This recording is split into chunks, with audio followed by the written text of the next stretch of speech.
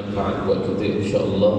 Sama-sama kita menyambung kembali pengajian kitab kita Nasihat Agama dan Wasiat Iman Al-Imam Al-Haddad rahimahullah ta'ala.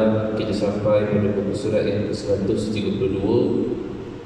Itulah membicarakan tentang keutamaan saf yang awal, keutamaan saf paling hadapan. Dan kuliah yang lalu kita telah membincangkan berkaitan dengan melazimkan diri berjemaah. Kita dah berada pada bahagian yang kedua dalam kitab ni. Bahagian yang pertama kita bincang perihal takwa dulu lama. Kita bincang macam mana dapatkan takwa dengan dibawakan ayat Al-Quran surah Ali Imran 102 sehingga 105. Kemudian Imam Al-Haddad masukkan lagi berkaitan dengan hati, sebab takwa ni dia berada dalam hati. Kemudian dibawakan lagi perbahasan berkaitan dengan isu akidah, berkaitan dengan takdir. Kemudian dibawakan lagi perbahasan berkaitan dengan ilmu fardu ain, ilmu apa yang perlu kita belajar dan kepada siapa perlu kita sampaikan. Kemudian selesai, habis bahagian yang pertama, masuk bahagian yang kedua berkaitan dengan salat ataupun sembahyang. Dan dulu kita dah bincang berkaitan dengan syarat sah sembahyang, rukun sembahyang, perkara-perkara yang boleh mendatangkan kekhusyukan. Sampailah pada yang terakhir kita bincang pada kuliah yang lalu, ialah melazimkan diri berjemaah. Pada sembahyang ini ditutup sangat untuk secara berjemaah. Kalau tak boleh nak datang ke masjid sekalipun, boleh untuk kita berjemaah di rumah. Tapi bukanlah dia menjadi satu kebiasaan. Sebab kita pernah baca hadis dulu bahawa Nabi SAW keluar daripada rumah nak bakar rumah bagi orang-orang yang tidak mahu salat secara berjemaah di masjid. Cuma kita punya perbahasan tadi, sekiranya terhalang, tak boleh nak pergi masjid, ada tetamu datang ke, ataupun tak orang bersihat ke, jadi cuba sedaya upaya untuk berjemaah jauh juga, tetapi di rumah. Tapi kalau kita sihat walafiat, maka cubalah datang ke masjid untuk mengimarahkan rumah Allah. Sebab itu tanda yang baik Allah Subhanahu wa ta'ala berikan kepada kita untuk menjadikan kita sebagai orang-orang yang mendapat hidayah. Innama ya'muru masajidallah man amana billahi wal yawmil akhir wa aqamus salah wa atuz zakat wa lam yakhsha illa Allah fa 'asa ulaika an yakunu minal muhtadin.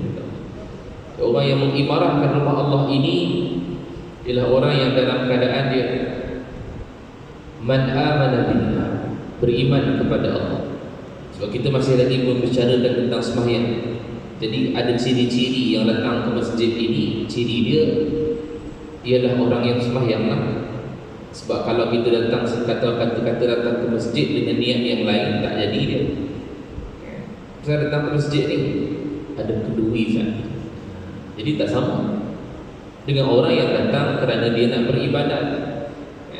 Man amana billah, mereka ini beriman kepada Allah dengan cara mereka beriman, mereka zahirkan dengan solat, dengan ibadat.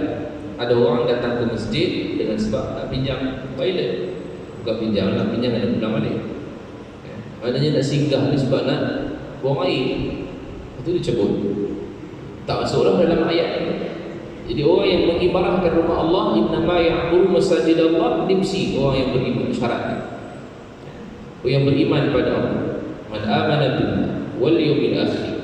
Yang keduanya ialah orang dia adalah orang yang beriman juga kepada hari akhirat.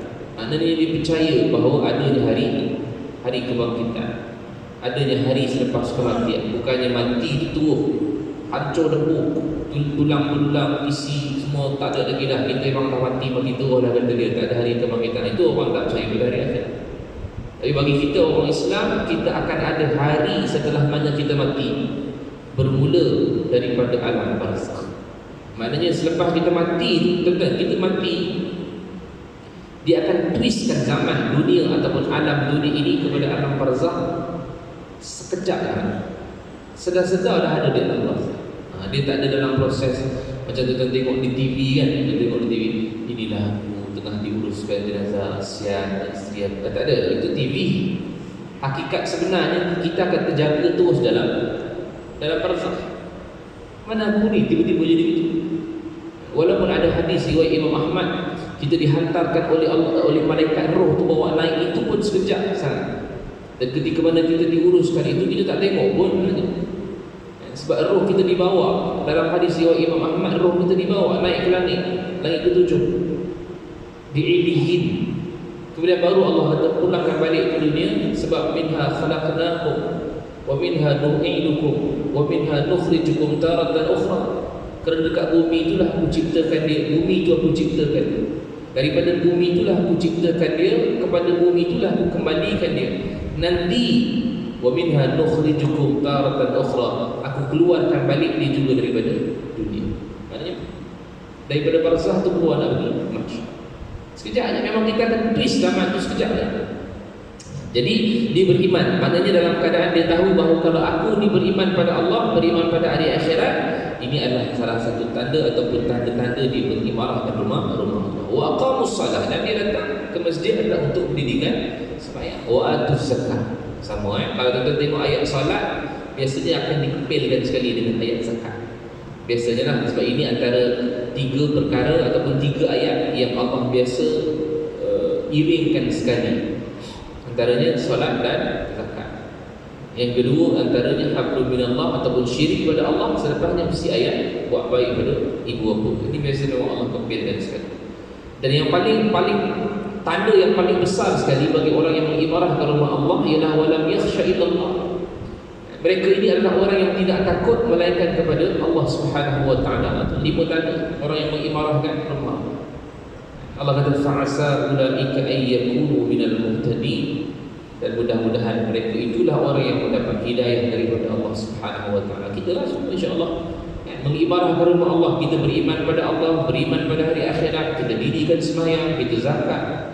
Kemudian kita tak takut, melainkan kita hanya takut pada Allah. Mudah-mudahan yang Allah Subhanahu wa taala pilih kita malam ini adalah tanda untuk Allah memberikan hidayah kepada kita yang hadir pada malam ini. Dan sebab itu bila mana kita sebut berkaitan dengan sembahyang, dia hadir ke masjid tujuannya adalah untuk melazimkan diri. Maknanya istiqamah dengan solat secara berjemaah. Baik.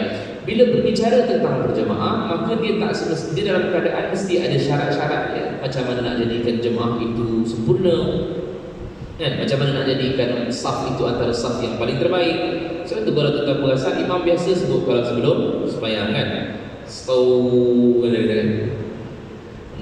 Kalau mudah bahasanya ialah luruskan saf kan, betulkan saf bahasa yang. Dia ada banyak kalau kita buka riwayat hadis-hadis, dia ada macam-macam.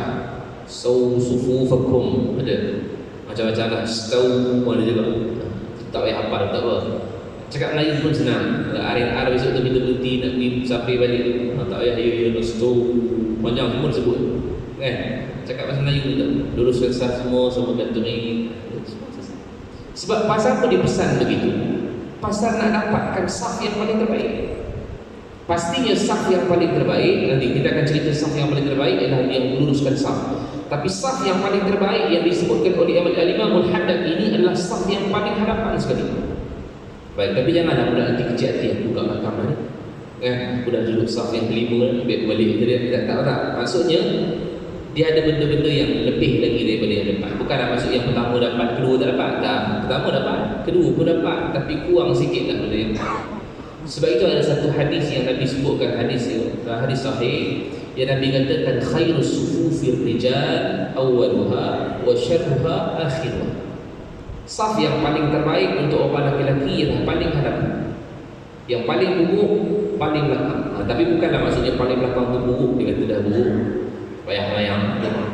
Maksudnya paling terburuk belakang tu adalah dia kurang sikit pahala daripada yang depan. Kalau kata dia saf nombor 2, nombor 2 dia kurang sikit daripada yang 4. Kalau kata dia saf nombor 5, nombor 5 kurang sikit daripada yang 4.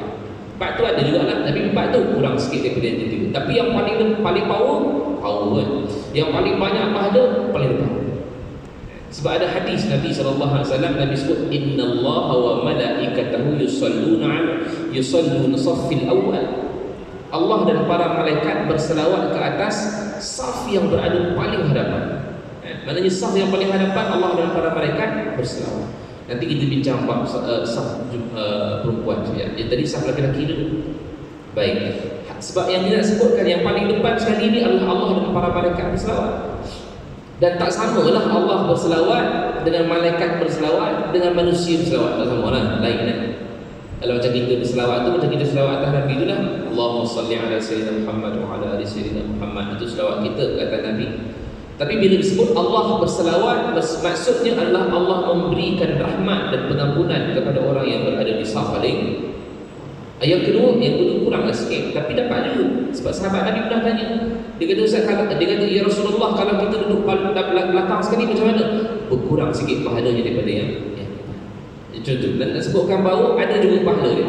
Pahala jemaah yang 27 tu tak usik, itu memang dah dapat lah. Kita ramai datang sembahyang jemaah ni, 27 pahala tu dah ada dah, satu beg. Kan contohlah, jangan ada bayang mana beg saya kan.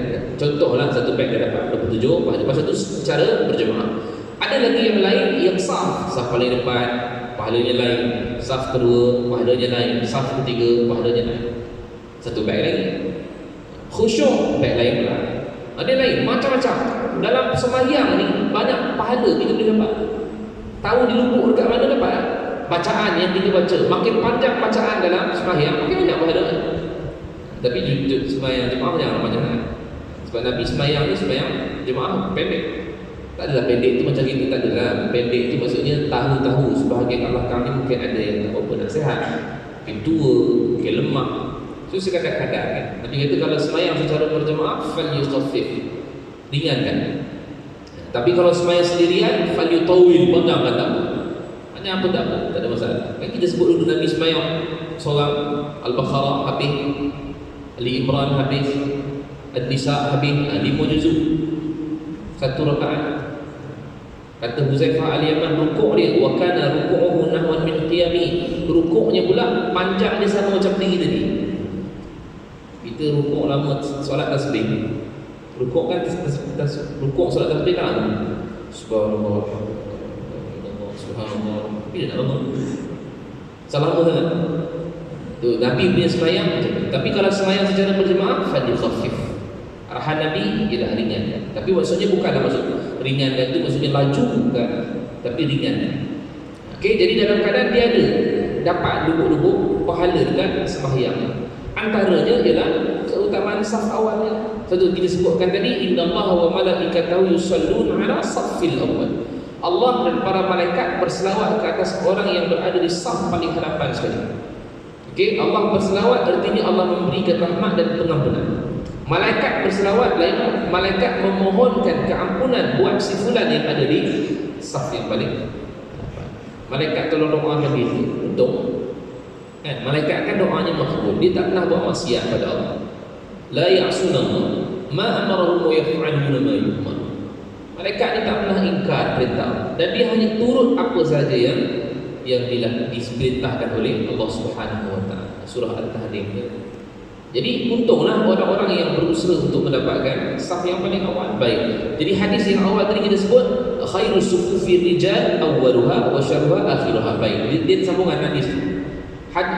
Saf lelaki yang paling terbaik ialah paling depan, yang buruk ialah paling belakang. Dan Nabi sambung lagi wa khairus sufufin nisa akhiruha wa syarruha awwaluha. Saf yang paling terbaik untuk orang perempuan paling belakang. Jangan pergi belakang betul nanti. Dia ada perbahasan je lah sini. Dan yang paling buruk ialah paling depan. Baik. Hadis ini dia menunjukkan pada kita bahawa kalaulah ianya sembahyang secara terbuka. Untuk orang perempuan ini masalah untuk orang perempuan saja. Orang lelaki dah selesai dah tadi. Mana untuk orang lelaki paling terbaik memang tetap dekat depan juga. Untuk orang perempuan ni perbahasan dia. Selama ni kami belajar, kami duduk depan Ustaz, macam mana Ustaz kata paling belakang? Baik. Perbahasan dia kalau dia sembahyang di tempat yang lapang, padang, yang tempat terbuka, paling terbaik untuk orang perempuan di belakang sekali. So depan siapa? Depan dia siapa? Kanak-kanak perempuan. Sebab tu dalam fiqh kan, Ustaz mana ajar fiqh kan. Kalau dalam fiqh biasanya paling depan imam lah. Tak ada orang lain lah selain imam. Belakang imam tu adalah dewasa laki-laki. Saf. Dia punya turutan dia dewasa laki-laki. Belakang dewasa laki-laki ialah saf kanak-kanak laki-laki. Okey, saf kanak-kanak laki-laki. Tapi ni pun kena tegur juga. Tapi kalaulah kanak-kanak laki-laki itu dah duduk depan, jangan halau dia pergi belakang. Okey, pasal dia dah nampak tempat tu. Kita kan selalu halau ni. Pasal dah kita lambat, kita semua budak tu belakang. Senang-senang aja kita dapat. Jangan. Sebab apa? Sebab dibenarkan juga. Nanti dia kata, ustaz nanti putus saf kita tak dapat pahala. Siapa yang kata tak dapat pahala? Kalau tak berlaku PKP kan, mungkin tak dapat ilmu kita kan. PKP tak bersambung pun saf. Apa pada? Kalau tak berlaku PKP saya kita ilmu pun tak akan sampai. Dulu azan as-salatu fi buyutikum tu kita tak pernah dengar pun azan tu kan. Tak pernah dengar apa azan. Rupanya ada azan yang suruh kita solat dekat rumah, ada punya. Kalau tak ada PKP tak jadi, ilmu ni tak sampai pada kita. Iyalah walaupun kita kata ada maslahatnya kan, kenapa diasing-asingkan, dijarak-jarakkan, tapi pahala masih dapat. Kalau dalam kitab fiqh jangan kata sampai asing-asing tu dekat sana pun kalau ikut imam masih lagi dapat pahala ikut imam tu dapat. Cuma dalam keadaan kalaulah ada budak dah duduk di depan, tapi janganlah duduk depan betul depan belakang imam sebelah bilal ni kan. Tak boleh di ujung sedikit kan. Cuma dalam keadaan kita nak didik dia daripada kecil, tak ada masalah. Boleh. Biasanya kalau di kampung itu kan, budak dah duduk depan ni ada tiba-tiba pakcik orang kata, budak-budak ni yang tak sunat belakang. Nah, daripada hari dia pada pukul 6.30 duduk majlis. Ada kena halau. Tuan, kenapa bawa begitu? Boleh ke? Tak ada masalah pun kalau budak-budak nak duduk depan. Sebab tu didikan yang kita nak berikan kepada dia. Dia kata tak putus kesah, tak putus. Pahala tetap dapat. Daripada tuan marah budak-budak tu, baik tuan marah orang yang tak lekatkan bahu dia dengan bahu sebelah. Yang suka jarak-jarak tu kan. Yalah, tapi kalau kata perintah belum dekat lah. Tapi kita nak cerita yang afdal ni. Sebab kalau sebelum PKP pun kita tengok ada orang yang tak jarakkan bahu dia. Tak dekatkan bahu dia. Sebab yang nak dekatkan sah ni, kalau kita ambil dulu sebelum PKP, yang nak dirapatkan ini adalah bahu, bukan kaki. Ada orang dirapatkan tumit kaki, buku lali kaki dengan buku lali orang sebelah, terkangkang gitu. Bila dia terkangkang macam tu, bahu ni akan jauh lah. Yang Nabi suruh rapatkan adalah bahu ke bahu rapatkan, supaya tidak termasuk celah-celah. Kita akan baca hadis. Sebab Nabi beritahu, aku nampak di celah-celah di antara bahu ke bahu ada syaitan.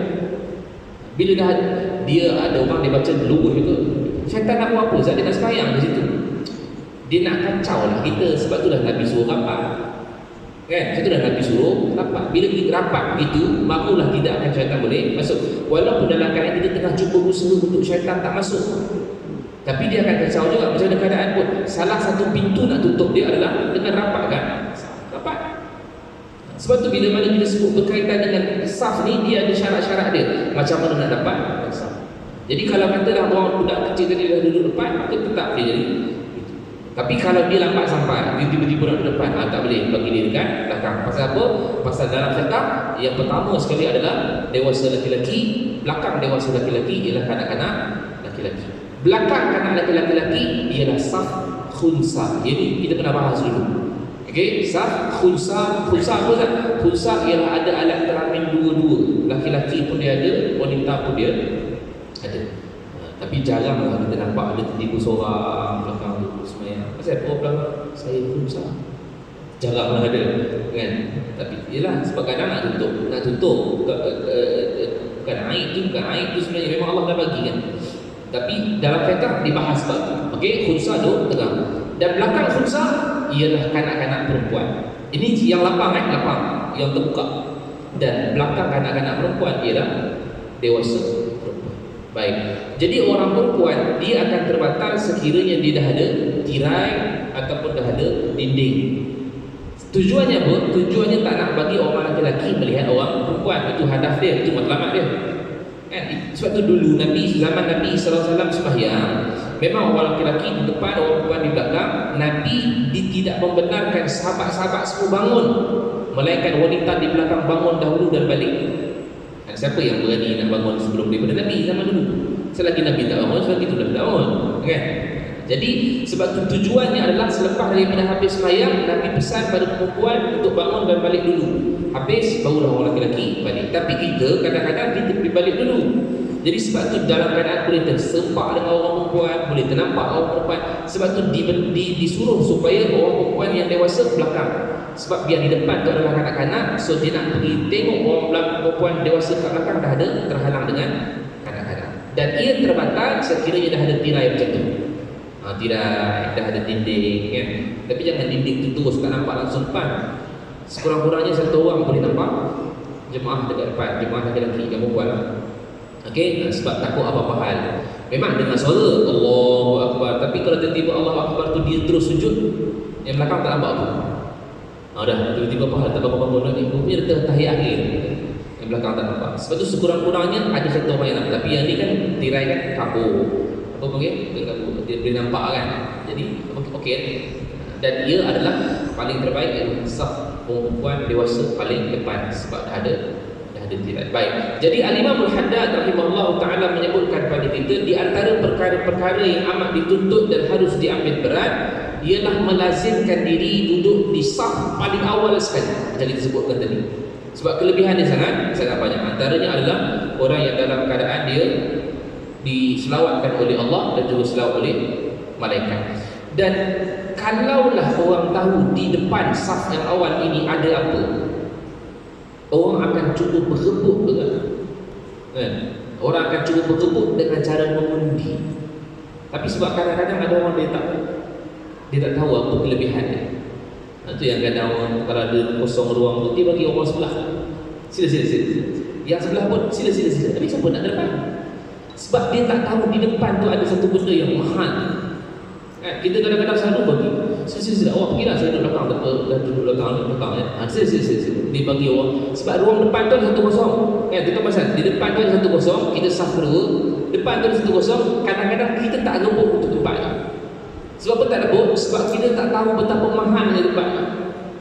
Kita ambil buat tak tahu saja. Sebab tu Nabi SAW sebutkan dalam sebuah hadis, "Law ya'lamun nasu ma fil adhan was-saffil awwal." Kalaulah manusia tahu apa yang ada pada azan dan juga saf paling awal, summa lam yajidu illa ay yastahimu alaihi lastahimu.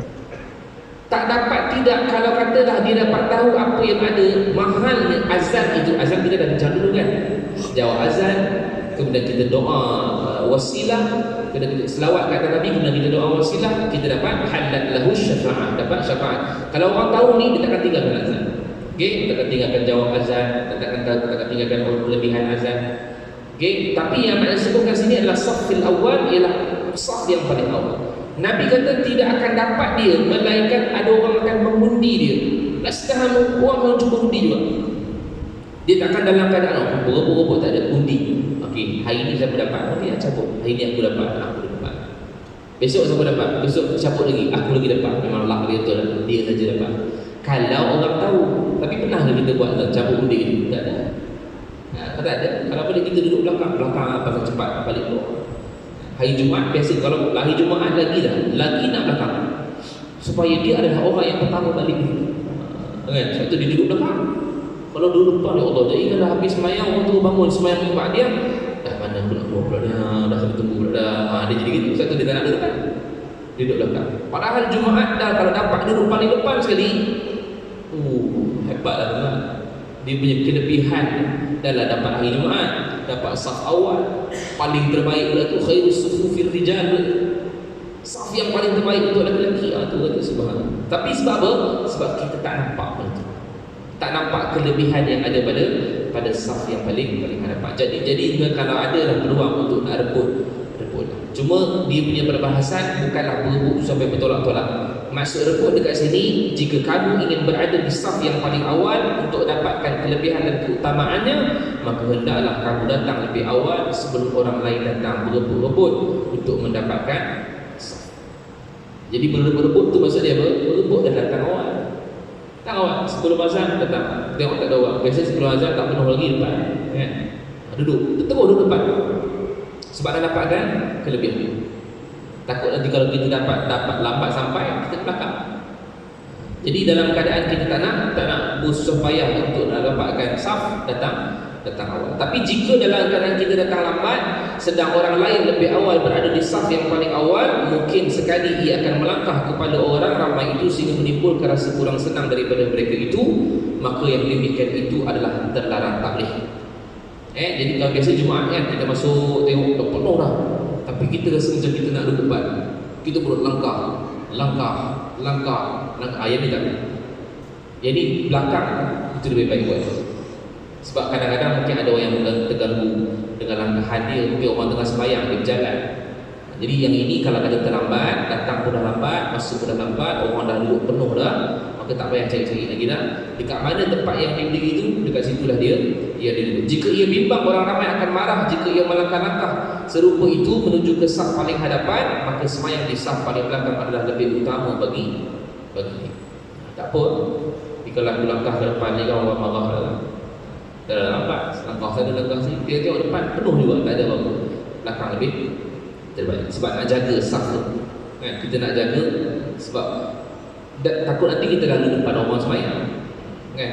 Dulu satu perbahasan saya pernah sebutkan berkaitan dengan sutrah ni. Sutrah ni adalah tempat yang kita letak di hadapan tu supaya nak bagi tahu yang kita sedang sembahyang. Seorang tak boleh lalu. Sejadah ni pun dikira sebagai sutrah atau hujung sekali tu, had limit. Seorang tak boleh langkah sejadah tu.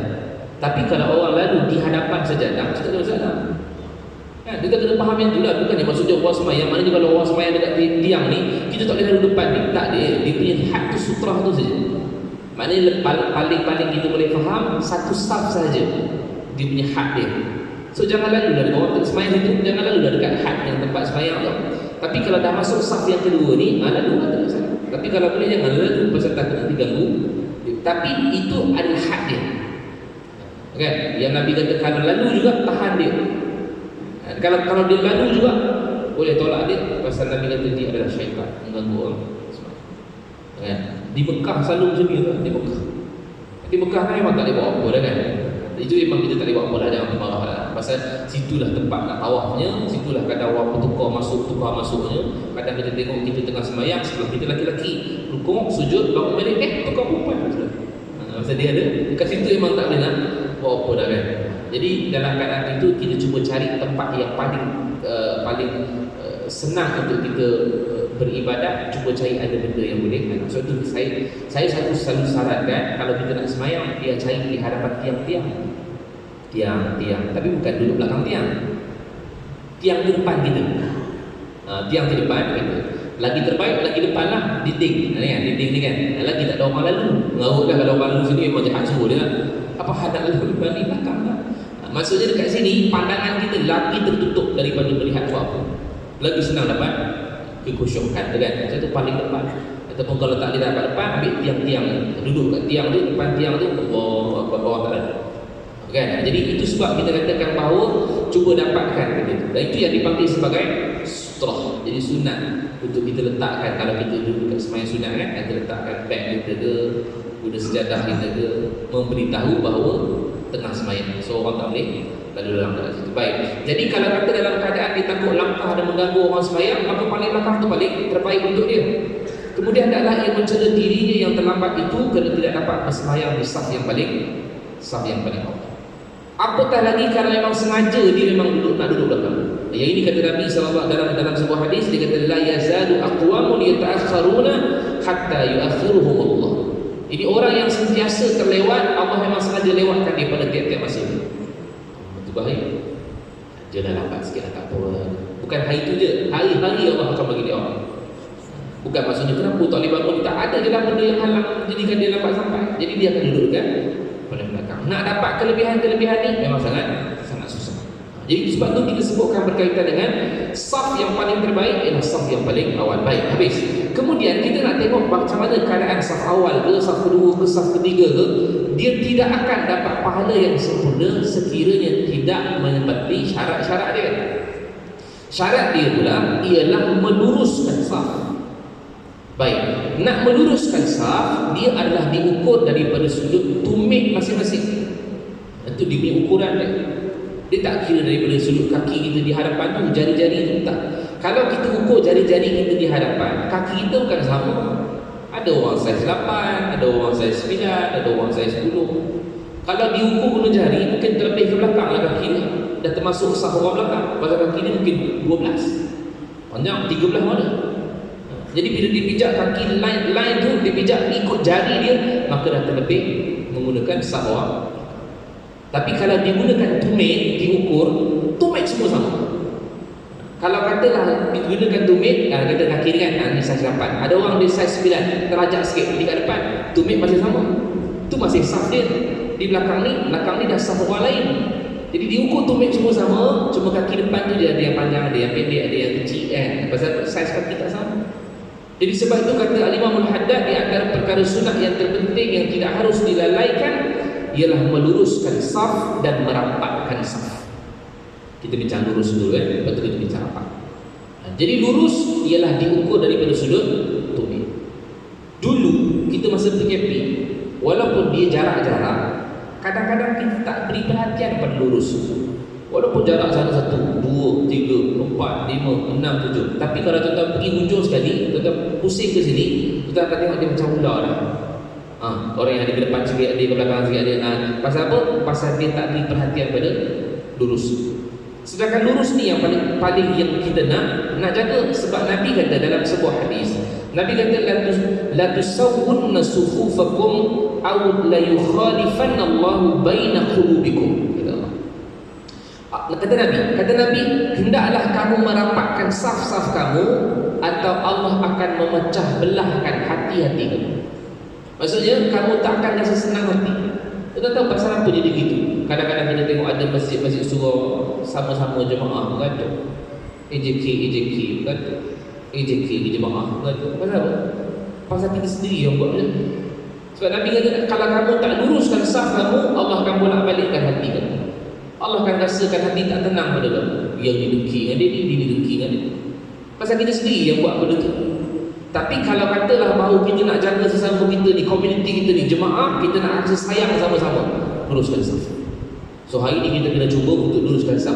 Tapi dalam keadaan kalau dah ada kotak macam ni, kita masuk je lah kaki tu dalam kotak tu, senang, selesai lah kan. Jadi perbahasannya kalau lah ada masjid dia tak ada kotak ni, dia guna garis yang lurus kecil je. Saya tengok kat mana lah, tapi saya ingat dulu dulu lah sampai sekarang kita tukar dah kot. Masjid UIA di Gombak, dia guna line kecil. Jadi orang tak tahu nak ukur mana. Di sana dia ukur tumit, di tengah-tengah dia ukur jari, di ujung sana dia ukur tapak kaki tengah-tengah. Akan ada jadi bercelaru gitu. Jadi kena beri perhatian dan mungkin kena beritahu pada orang supaya tumit itu disamakan. Kadang-kadang imam begitu kan, samakan tumit satu garisan. Kalau ada warna dia akan beritahu, tumit anda berada di atas garisan hijau, tumit anda berada di atas garisan warna merah, macam tu. Dia akan bagi tahu. Pasal apa? Pasal nak luruskan saf. Tapi kadang siapa yang bagi perhatian? Tak bagi pun. Pasal benda tu biasa dah dapat dengar macam biasa kan. Ingat imam tu cakap biasa saja kot. Imam tu bagi tahu. Kalau dulu Sayyidina Umar Al-Khattab jadi imam, dia akan nampak satu orang daripada saf mereka ni, satu orang ketua, untuk cek balik semua. Seorang-seorang lurus tak lurus. Kalau tengok dalam kitab yang lebih detail lagi, mereka gunakan pedang untuk ukur. Pedang kan. Maknanya mereka beri perhatian pada saf kan? Sebab kalau dah semayang dah, tapi tak lurus saf, hancurlah saf tu. Sebab saf ini melambangkan kesatuan hati. Kalau saf itu tak sama, bergoncang hati kita, mana tak sepadanlah hati-hati kita semua ni. Walaupun kita semayang dalam satu masjid yang sama, walaupun kita sembah Allah Tuhan yang sama, tapi saf itu melambangkan bercelaru habis bagi Rasul, itu melambangkan kita tak satu hati. Jadi kena sama-sama luruskan saf itu dengan kita meluruskan saf menggunakan tumit. So hari ni kita tengok tumit kita. Kadang dia tengok yang pertama, rakaat pertama saja. Naik rakaat kedua kita tengok. Kedua pun tengok jugalah, sebab kadang-kadang ada orang bila naik rakaat kedua dah ke depan sikit. Dia dah ke depan. Mujur ada 4 rakaat je. Kan? Dia ke depan sikit je lah sampai 4 tu. Kalau ada sampai 10 rakaat, dia sebelah imam dia gerak je tak. Mujur sampai 4 je, 1, 2, 3, 4. Saya nak sebutkan bila naik rakaat kedua tu, boleh tunduk bawah untuk tengok kaki kita sama tak dengan tumit orang sebelah, ataupun sama tak dengan kita letakkan kaki pada peringkat awal tadi, rakaat pertama. Kalau kata ke depan sikit, bolehlah gerak ke belakang, tak apa. Pergerakan tu tak membatalkan sembahyang. Pergerakan tu masih dikira satu, dah selesai. Jangan gerak lah. Nak gerakkan untuk samakan balik dia tumit kita dengan tumit orang sebelah, selesai. Tapi kalau dia sengaja berjalan banyak kali, itu dalam mazhab Syafi'i batal lah kan. Tapi nak sebutnya, maka rakaat pertama kita tengok tumit kita, rakaat kedua pun tengok tumit kita, rakaat ketiga pun tengok tumit kita, sampai rakaat yang keempat pun bila naik kita kena tengok tumit kita. Baik, itu perbahasan daripada sudut luruskan saf. Adapun Nabi SAW menyebutkan lagi dalam hadis, inni la ara syayatin tadkhulu min khalal sufuf. Dia kata, aku tengok syaitan dia masuk di celah-celah saf kamu. Pasal apa syaitan masuk celah-celah saf? Sebab dalam keadaan dia duduk di antara orang yang ada gap azan dulu. Maka kita dalam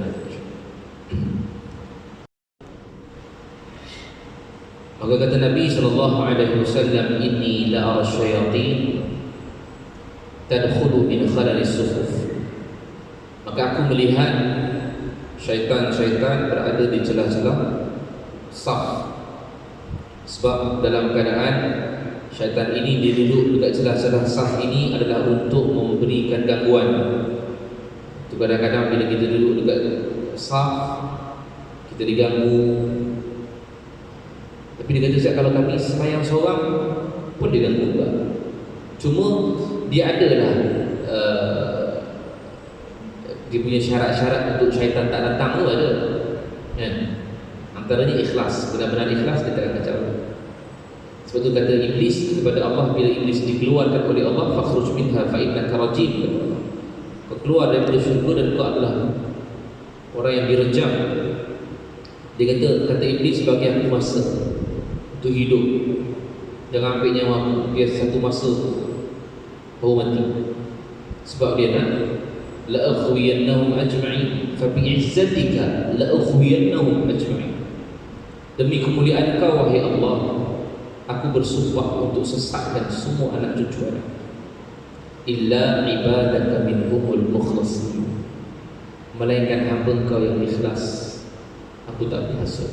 So kalau sembahyang seorang, contohnya sembahyang seorang ni sunat lah, sembahyang sunat, maka kalau kata betul dia tak nak boleh kacau kita, ikhlas. Dah banyak lagi lah, antaranya adalah ikhlas. Banyak lagi antara amalan yang lain. Tapi kalau katalah sembahyang berjemaah, salah satu pintu tak nak bagi dia kacau adalah dengan merapatkan saf dengan merapatkan bahu di antara kita. Dan sebab itulah imam kadang-kadang di antara orang yang berperanan untuk mengingatkan sebelum sembahyang.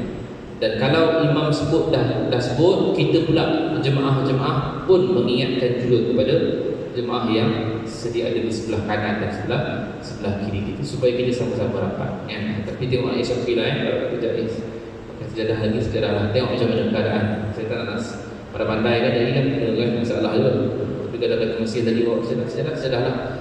Saya cerita ni kalau dah tak ada apa-apa lagi SOP, maka sembahyang betulkan ikut apa yang telah ditetapkan oleh Nabi SAW. Baik, last kemudiannya disebutkan di sini, paling-paling tidak untuk kita nak sembahyang berjemaah, kalau susah untuk nak mendapatkan sembahyang secara berjemaah, maka cuba jaga dua sembahyang ini dulu, iaitulah sembahyang subuh dan juga sembahyang isyak secara berjemaah. Tapi saya ingat bagi kita ni memang dah lebih daripada ni lah. Subuh pun dia pergi, zuhur pun dia pergi, asar pun dia pergi, maghrib pun dia pergi, isyak pun dia pergi. Pada tidak pun kalau siang hari dia bekerja, subuh dia pergi, maghrib dia pergi, isyak dia pergi. Okey dah tu, kan? Kurang-kurangnya subuh isyak ni dia pegang. Sebab apa kan? Sebab subuh isyak ni dia ada kelebihan dia. Saya cerita ni kalau kita tak mampu buat semua lah. Tapi kalau kita dah boleh buat semua, janganlah pergi tolak dah. Aku dah buat 5 ni, saya kata 2 je, 3 kita tak buat dah. Jangan itu, dah buat 5, stay buat 5 tu. Tapi bagi kita yang mungkin susah nak berjemaah, nak pergi pun susah, cuba kekalkan yang 2 ni, subuh dan isyak berjemaah. Kalau walaupun dengar macam subuh susah saja, cuba try yang tu dulu lah, subuh dan isyak. Sebab tu kelebihan dia banyak. Sebab tu bila orang yang jarang buat ataupun manusia jarang buat ibadat itu, amalan itu, pahala dia tinggi. Sebab tu bila mana kita boleh sembahyang seorang, semua orang boleh buat kan, pahala dia tentu. Tapi kalau sembahyang jemaah, ramai orang tak boleh buat, susah lah, pahala dia banyak. Qiyamul lail, orang jarang buat, pasal susah nak bangun, nak kena bangun 2-3 pagi. Orang yang boleh buat, pahala dia banyak. Puasa sunat, puasa Ramadan semua orang buat, pahalanya ada, tapi tak banyak macam orang buat puasa sunat. Puasa sunat, orang buat puasa sunat, orang lain puasa, pahalanya banyak, pasal jarang orang. Sama dengan subuh dan isyak secara berjemaah, ini pahalanya sangat besar. Kata Nabi, man shallal isya'a fi jama'atin fa ka'annama qama nisfal lail. Siapa yang salat isyak secara berjemaah, insya-Allah sekejap lagi insya-Allah, dia seolah-olah telah bangun separuh malam dia untuk qiyamul lail ataupun beribadah. Esok pagi dia bangun, dapat buat salat subuh. Wa man shalla subha fi jama'atin fa ka'annama shalla al-laila kullah. Siapa yang salat subuh secara berjemaah, maka pahalanya dia akan dapat seperti orang yang sembahyang beribadat sepanjang malam. Nabi bagi ini pasal apa? Pasal Nabi tengok pada zaman dia orang munafik susah nak bangun. Sebab itu kata Nabi, farqu ma bainana wa bainal munafiqin. Beza di antara kita dengan orang munafik, annahum la yastati'una hudur al-isya was-subhi fi al-jamaah.